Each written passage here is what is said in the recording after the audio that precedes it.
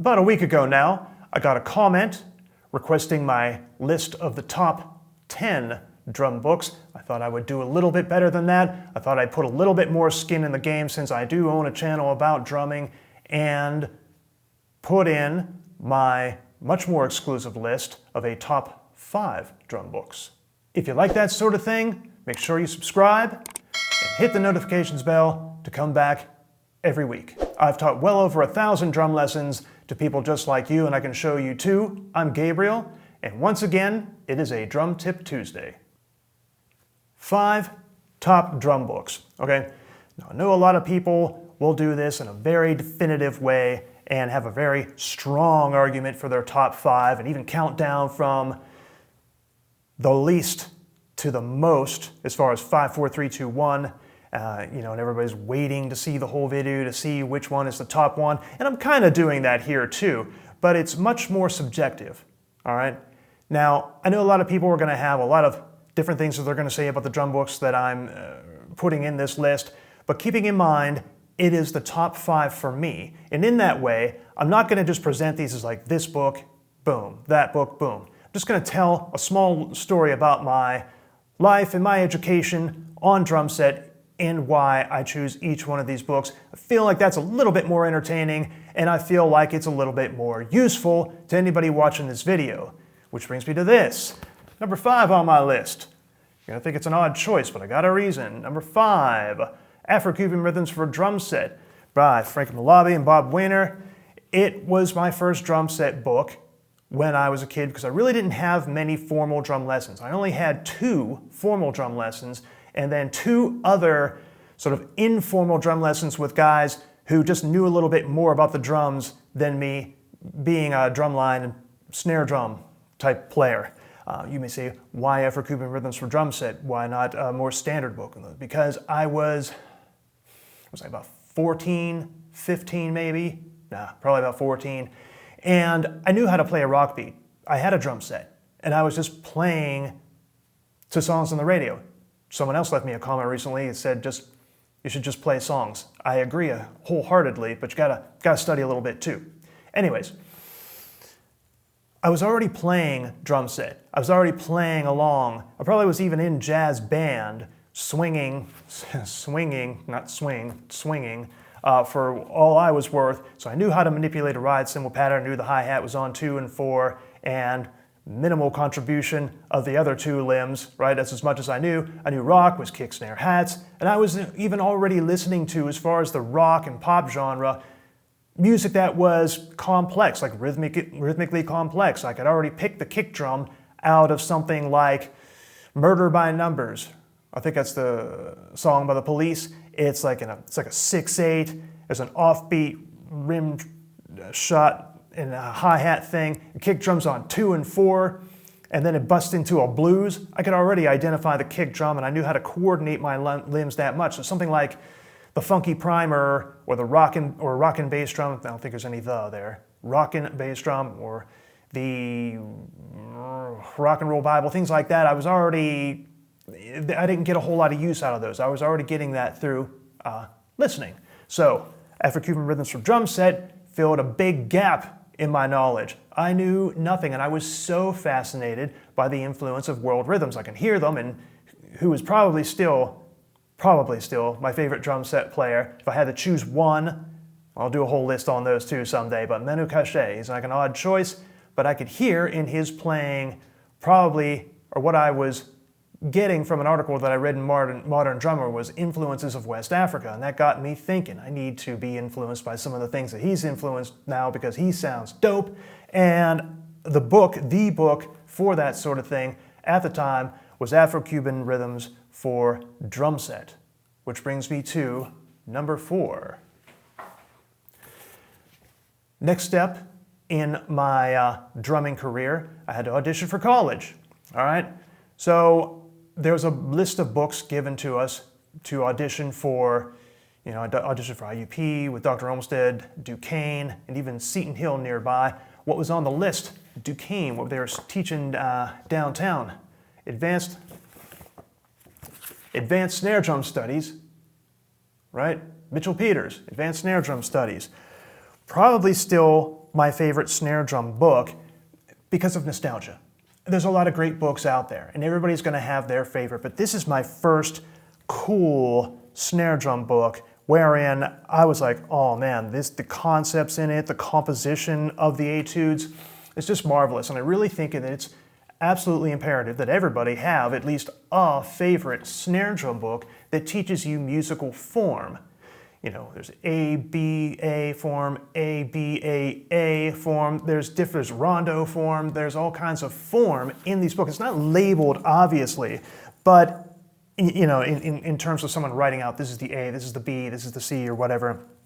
But when you look at this, there's reoccurring themes. There's thematic material, there's odd meter, 5/8, 7/8, and you have it, like for instance, the 7 is 2 plus 2 plus 3, and 3 plus 2 plus 2.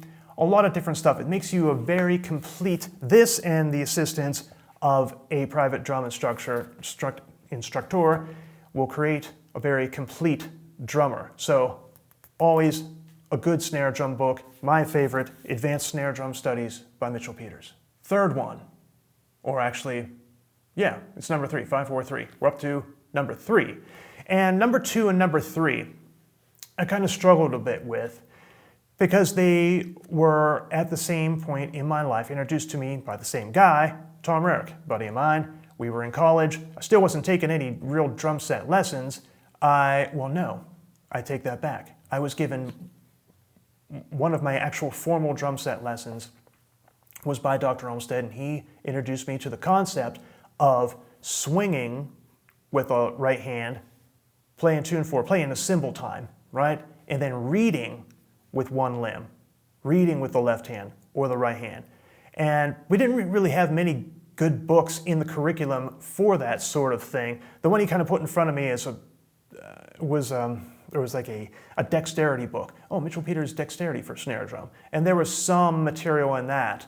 And I asked a buddy of mine, Tom, who was a good drum set player. He was younger than me, but he had had actual drum set lessons. So I asked him, like, what are good books? And one of the ones that he showed me, Syncopation for the Modern Drummer by Ted Reed, right? Ted Reed, R-E-E-D, Ted Reed. Syncopation. In the back, there are these 10-page-long etudes for reading while you're playing the drums. Now, it wasn't that important to me at the time. It was good for me to get started on that sort of thing, but when it really kicked in was when I was preparing to audition for cruise ships. Now, this was years later. I got in bands, and I used what I had for the next, like, oh man, it was the next like 7 years. I knew enough rudimental material. I could listen critically. I could transcribe things, transcribing drum parts. Another one of my former lessons, Eric Jones. He's no longer with us. Great guy. Eric Jones showed me how he transcribed Elvin Jones, a solo of just like a 32-bar break by Elvin Jones, and that was something that impressed upon me, the detail that you could listen for. At any rate, I used that stuff, and now it was time to get paid. I needed to get paid as an actual musician on my own, get a contract in the email, sign the contract, send it back out, that kind of job. That was available for me on cruise ships, and I knew there was no internet. As a matter of fact, there was no such thing as YouTube. There was an internet, but there was like no Facebook, no YouTube, no anything like that. So the information didn't flow quite the way it does now. But even then, I knew that the cruise ship gig was a reading gig. You had to read like really well. I'll just say that. You had to read really well. And a lot of that stuff was big band kind of reading. So I got out Tittering Syncopation for that, and that really, really helped me. I read every day, and, I got the audition. But that's not the only book that I used when preparing for a reading-intensive gig. The next book that I used for the reading-intensive gig would be one that is just a little bit different, same concept. Playing what he calls a system. In other words, your right hand does something, your left hand does something, your left foot does something else, and then you read with the right foot. Then you do another 3 limbs, read with the left hand. Then the other 3 limbs, read with the right hand. systems. And if you guys know it by now, I'm talking about Gary Chester, the new breed. 39 systems for the development of your own creativity. 39, right? Doesn't say on the front. It says systems for the development of your own creativity. I believe it's 39 of them. If I got that wrong, sorry. Gary Chester, who also is no longer with us, leaves us with a good book, though. Great book. This is the same kind of thing that I was doing out of syncopation, except it was for 16th notes. And you say, okay, why would you need to do all that? It's because you could have a book like, you say you're working with straight 16th note time. Wouldn't a better book be Future Sounds, David Garibaldi? David Garibaldi's book, honorable mention here, is a fantastic book.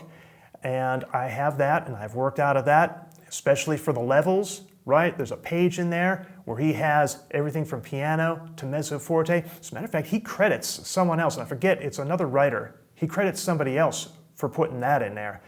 But that, and then doing his thing where he takes a paradiddle and just kind of like, or paradiddle-like sticking, puts it between the kick and the snare and just kind of shifts that through the beat. Fantastic. But I was preparing at that time for a reading gig. So I needed to read in 8th notes, 16th notes, dotted 8th notes, and that kind of thing. With every limb, I needed to read syncopation based on triplets, based on swing. It's basically dotted quarter notes, rather, 8th notes, 8th note tied to quarter, quarter tied to 8th, long notes, short notes. There's a whole system that Alan Dawson worked out for doing that. And if you haven't worked through that, you really should. Look up Alan Dawson's syncopation. It'll, if you haven't heard of that, it'll change your life. But anyways, number 2 on the list then is Gary Chafee's 39 Systems for the Development of Your Creativity for Superior Reading and Coordination. But before I announce my absolute number 1, I want to know, what's your top 5 drum books? No wrong answer, just comment below. You know mine, now I want to know yours. And now here we are. My top drum book out of 5 possible ones. Well, no, I guess it's an infinite number, but the one that I took when I got 5 together and tried to rank them, it's one that is probably going to be like my book for the foreseeable future, because these things are all based on my experiences, where I am in my career or lack of career here and there throughout my life. And this is a book that was introduced to me by a buddy of mine, Lou Ross, and remember I said I had 2 sort of informal lessons. One was with my best friend when I was like a kid, just learning how to play a basic beat. And the next one was when I was an adult. I already had gigs, I was playing professionally, and he looked at me and said, man, you have some nice hands, like sort of snare drummer hands, but you don't, gotta make sure I get this right, this is classic, and it's not as disparaging to snare drum players as it sounds at first, and I'll explain. But he said to me, I've never met anyone who plays snare drum like you who doesn't suck. Now, I know what he means. It sounds harsh, but here, oftentimes, and I've made this error too, when coming from snare drum, if you're in a real snare drum intensive kind of thing, you take your rudiments, you take your speed, your hands and everything, you try to put them literally on the drums. Like if you're playing paradiddles on a snare drum, that, you try to play around the drums, and you don't have any touch. There's no touch, there's no feel, there's no lilt. Remember when I said David Garibaldi, that's the name, David Garibaldi's Future Sounds, he lays out that, how to hit things, what levels to hit things. That's what you have to learn first on drum set. You gotta learn the ghost stroke, the backbeat, how to hit the hi-hat, the lilt of the hi-hat, how to manipulate it with the pressure of the left foot, and how to hit the kick drum properly, and how to get the kick drum into your playing. Because you're going to take as a snare drum, you want to play all hands, and I did this too, like all hands. As a matter of fact, guys would say to me, guys who could play drum set well, were saying to me, like, wow, you should really put your foot in there because you're going to wear out your hands. As a matter of fact, I don't know how you play some of the fills that you do constantly with the hands. I didn't know what they were talking about until I got together with Lou and he showed me this book, Sticking Patterns. Gary Chafee, right? Sticking Patterns contains accented singles, drum set doubles, creative sticking, right? And instead of just taking a drum fill, you got to play, right? Got to wake up your right foot in the fills. Give your hands a break, give people's ears a break, put some rests in there. That's what he was talking about. Not that snare drum players can't play drum set, but we often start with too much of a two-dimensional face value idea of applying what we've learned on snare drum to drum set. This book is one of the ones that really helped me and continues to help me get beyond that, to get out of that sort of thing. And to actually bring into it, ironically, the snare drum method in a way that is aimed at drum set. Okay, now hear me out here. Rudiments are absolutely fantastic. They are essential. You know, it's not for me to judge whether or not they're good. They're good. They're great. You got to use them. You got to know them. You got to incorporate them intelligently. And that's the thing. How do you incorporate them intelligently? So many times, the small grace note flams, they'll manifest themselves in the form of a ghost stroke pattern where the accent is a backbeat, but the flam will actually be kind of unison as a ghost stroke with the right hand, not like flams around the drums. Those are different. Sticking patterns. We have a couple of different sticking patterns, like strict sticking patterns in the rudiments. You get your paradiddle, your double paradiddle, triple paradiddle, and a paradiddle diddle. This is all things like that, except it also incorporates fives. It goes back to just groups of 3 notes, small groups of 3 notes where you play the 3 notes, and it classifies them. And in that way, I was actually kind of turned off by this book. For years, I looked at it and I didn't really use it that much because he has a way of using the first 5 letters of the alphabet and numbers 3 through 8. I kind of forget what it is. But the thing is, eventually you assimilate it in your own way. And the thing that I remember the most about this was that when I was talking this out with Lou, and he was saying, like, this sticking is called this, that sticking is called this, and look, you can analyze Tony Williams like this. And he showed me something called a 4B sticking in where he analyzed something that Tony Williams played, and I was like, wait a minute, it's not a 4B sticking. I'm never going to call that a 4B sticking. That's a paradiddle. In his system, some of the things we already know already have names. As a matter of fact, I think a paradiddle diddle is like a 6B sticking. If it's a double paradiddle, it's like a 6D sticking. It doesn't matter. It's just a way of classifying so that you can assimilate the information and assimilate these sticking patterns.